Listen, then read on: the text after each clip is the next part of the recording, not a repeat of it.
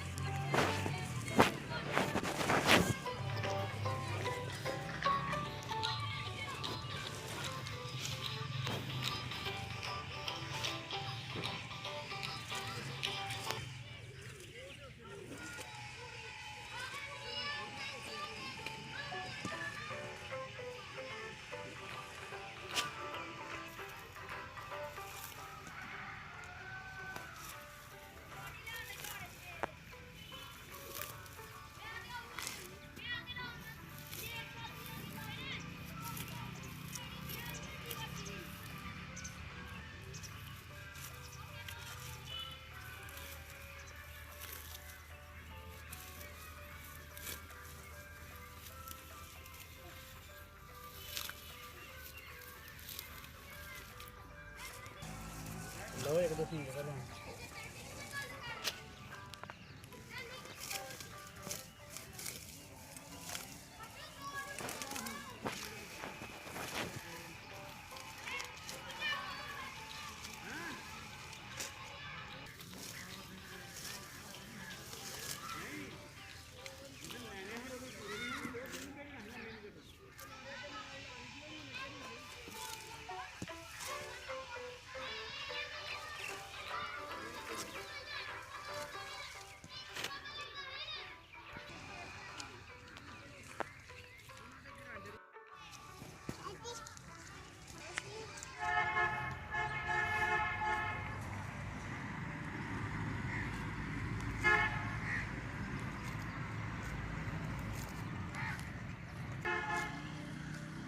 कर छड़िया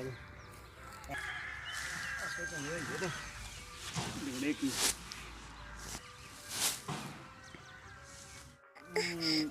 ਮਾਰਕੀਟ 'ਚ ਦੱਸੀਦਾ ਬਾਬਾ ਜੀ ਅਸੀਂ ਇਲੈਕਟ੍ਰੀਸ਼ੀਅਨ ਵੀ ਇੱਥੇ ਕਿਸੇ ਕਿਸਮ ਦੀ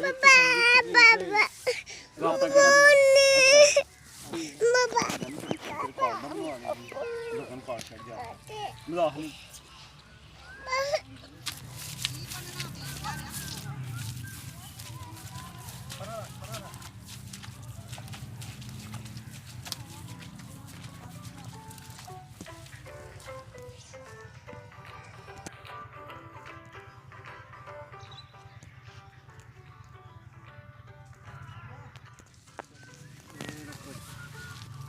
ਨਾ ਫੜ ਲਗਾ ਹੋਰ ਮੈਂ ਤੈਨੂੰ ਦੱਸਣਾ ਕਿੱਧਰੋਂ ਕਰਨੀ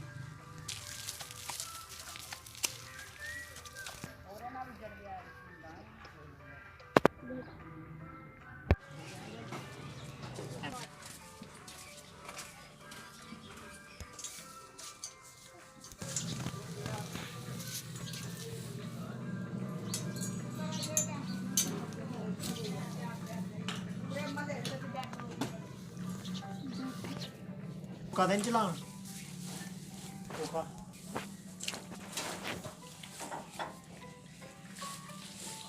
ਚਲਾਵਾਂ ਟੋਕਾ ਮੈਂ